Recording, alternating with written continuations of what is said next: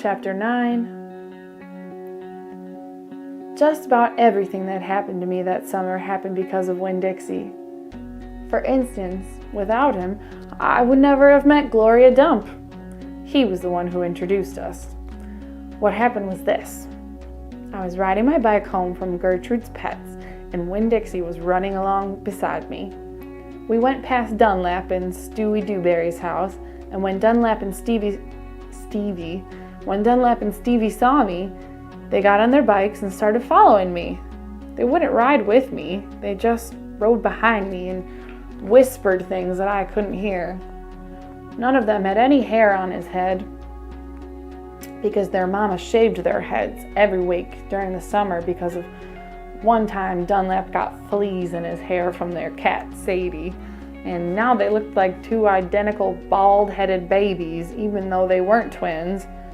Dunlap was 10 years old, like me, and Stevie was 9 and tall for his age. "I can hear you," I hollered back at them. "I can hear what you're saying." But I couldn't. Winn-Dixie started to race way ahead of me. "You better watch out," Dunlap hollered. "That dog is headed right for the witch's house." "Winn-Dixie," I called, but he kept going on faster and hopped on a gate and went into the most overgrown jungle of a yard that I had ever seen. "You better go get your dog out of there," Dunlap said. "The witch will eat that dog," Stevie said. "Shut up," I told them.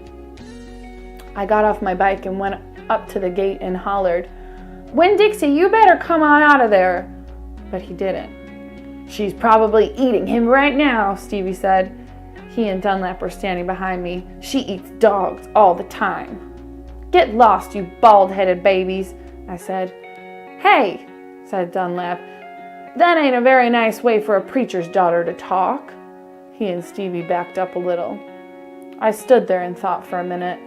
I finally decided that I was more afraid of losing Winn-Dixie than I was of having to deal with a dog-eating witch, so I went through the gate and into the yard. "That witch is going to eat the dog for dinner and you for dessert," Stevie said. "We'll tell the preacher what happened to you," Dunlap shouted after me. By then, I was deep in the jungle. There was every kind of thing growing everywhere. There were flowers and vegetables and trees and vines. "Winn-Dixie," I said. I heard, "This dog sure likes to eat." I went around a really big tree all covered in moss, and there was Winn-Dixie. He was eating something right out of the witch's hand. She looked up at me. "This dog sure likes peanut butter," she said. "You can always trust a dog that likes peanut butter." She was old with crinkly brown skin, and she had on a big floppy hat with flowers all over it. And she didn't have any teeth, but she didn't look like a witch. She looked nice. And Winn-Dixie liked her, I could tell. "I'm sorry he got into your garden," I said. "You ain't gotta be sorry," she said. "I enjoy a little company." "My name's Opal," I told her. "My name is Gloria Dump," she said. "Ain't that a terrible last name, Dump?" "My last name is Baloney," I said. "Sometimes the kids at school back home in Watley called me lunch meat." Gloria Dump laughed. "What about this dog? What you call him?" "Winn-Dixie," I said. Winn-Dixie thumped his tail on the ground. He tried smiling, but it was hard with his mouth all full of peanut butter. "Winn-Dixie," Gloria Dump said. "You mean like the little grocery store?" "Yes, ma'am," I said. "Hooey," she said. "That takes the strange name prize, don't it?" "Yes, ma'am," I said. "I was just fixing to make myself a peanut butter sandwich," she said. "You want one too?" "All right," I said. "Yes, please." "Well, go on in and sit down," she said, pointing at a long chair with the back all busted out of it. "But sit down careful." I sat down careful, and Gloria Dump made me a peanut butter sandwich on white bread. Then she made one for herself and put her false teeth in to eat it. When she was done, she said to me, "You know, my eyes ain't too good at all. I can't see nothing but the general shape of things, so I got to rely on my heart. Why don't you go on and tell me everything about yourself so I can see you with my heart?"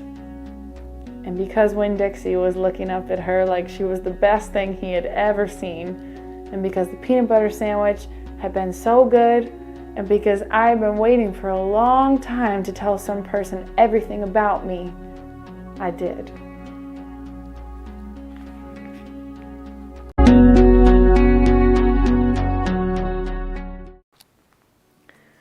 Chapter 10.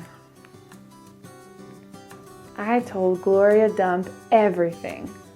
I told her how me and the preacher had just moved to Naomi and how I had to leave all my friends behind.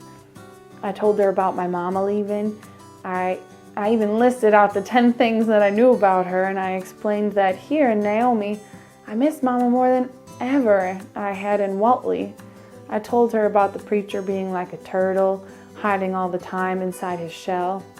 I told her about finding Winn-Dixie in the produce department, and how, because of him, I became friends with Miss Franny Block and got a job working for a man named Otis at Gertrude's Pets, and got invited to Sweetie Pie Thomas's birthday party.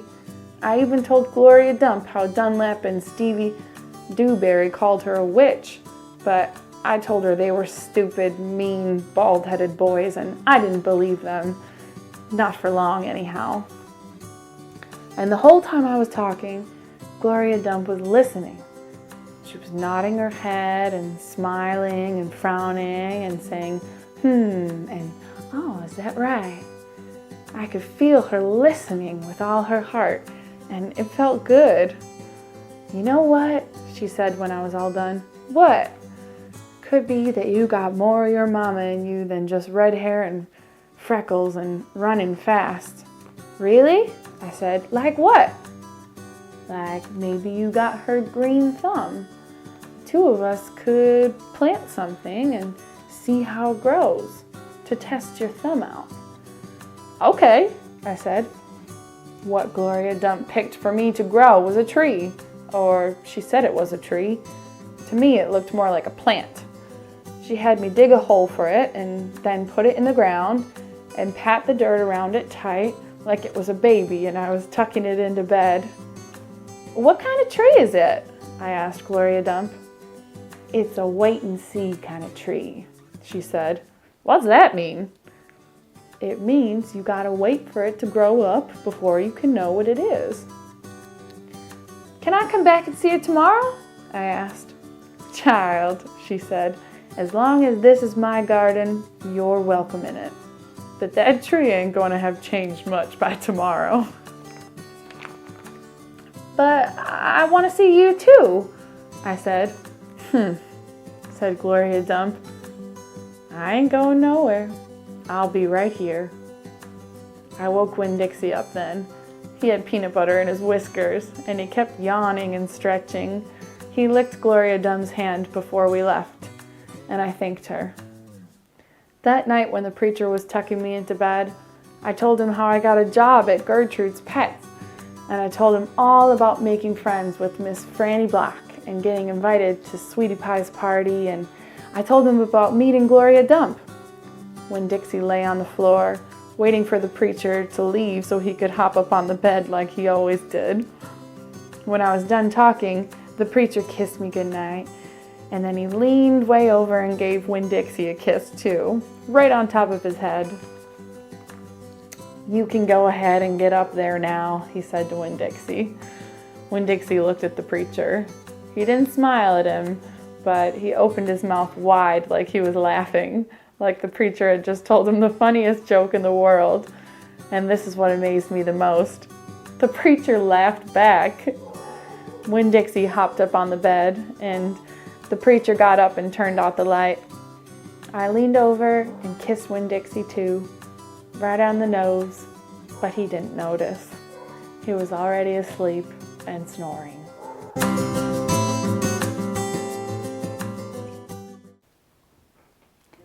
Chapter 11. That night, there was a real bad thunderstorm. But what woke me up wasn't the thunder and lightning.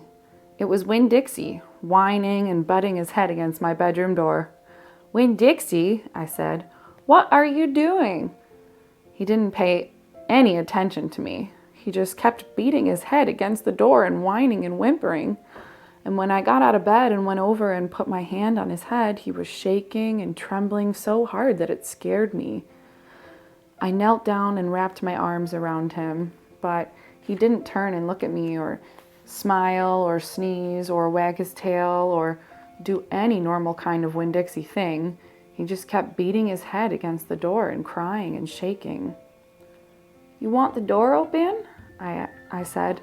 "Huh? Is that what you want?"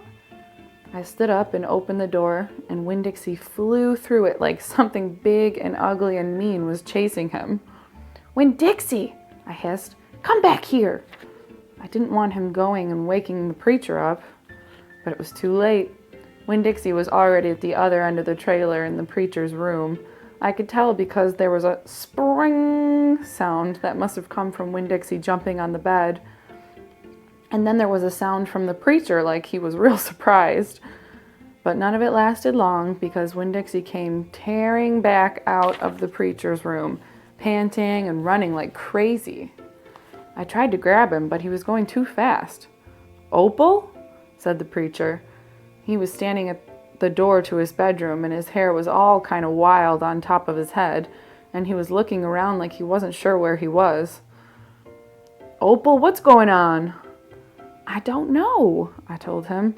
But just then there was a huge crack of thunder, one so loud that it shook the whole trailer, and Winn-Dixie came shooting back out of my room and went running right past me, and I screamed, "Daddy, watch out!"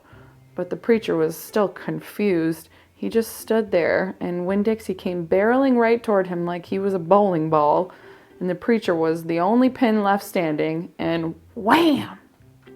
They both fell to the ground. "Uh-oh," I said.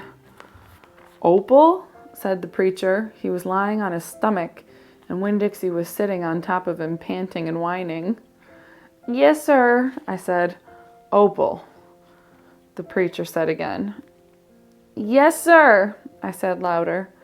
"Do you know what a pathological fear is?" "No, sir," I told him. The preacher raised a hand. He rubbed his nose. "Well," he said after a minute, "it's a fear that goes way beyond normal fears. It's a fear you can't be talked out of or reasoned out of." Just then there was another crack of thunder, and Winn-Dixie rose straight up in the air like somebody had poked him with something hot. When he hit the floor, he started running. He ran back to my bedroom, and I didn't even try to catch him. I just got out of his way. The preacher lay there on the ground, rubbing his nose. Finally, he sat up. He said, "Opal, I believe Winn-Dixie has a pathological fear of thunderstorms." And just then, when he finished his sentence, here came Winn-Dixie again, running to save his life. I got the preacher up off the floor and out of the way just in time. There didn't seem to be a thing we could do for Winn-Dixie to make him feel better. So we just sat there and watched him run back and forth, all terrorized and panting. And every time there was another crack of thunder, Winn-Dixie acted all over again like it was surely the end of the world. "The storm won't last long," the preacher told me, "and when it's over, the real Winn-Dixie will come back." After a while, the storm did end. The rain stopped, and there wasn't any more lightning. And finally, the last rumble of thunder went away, and Winn-Dixie quit running back and forth and came over to where me and the preacher were sitting and cocked his head like he was saying, "What in the world are you two doing out of bed in the middle of the night?" And then he crept up on the couch with us in this funny way he has where he gets on the couch an inch at a time, kind of sliding himself onto it, looking off in a different direction, like it's all happening by accident, like he doesn't intend to get on the couch, but all of a sudden, there he is. And so the three of us sat there. I rubbed Winn-Dixie's head and scratched him behind the ears the way he liked. And the preacher said, There are an awful lot of thunderstorms in Florida in the summertime. Yes, sir, I said. I was afraid that maybe he would say we couldn't keep a dog who went crazy with a pathological fear every time there was a crack of thunder. We'll have to keep an eye on him, the preacher said. He put his arm around Winn-Dixie. We'll have to make sure he doesn't get out during a storm. He might run away. We have to make sure to keep him safe. Yes, sir, I said again. All of a sudden, it was hard for me to talk. I loved the preacher so much. I loved him because he loved Winn-Dixie. I loved him because he was going to forgive Winn-Dixie for being afraid. But most of all, I loved him for putting his arm around Winn-Dixie like that, like he was already trying to keep him safe.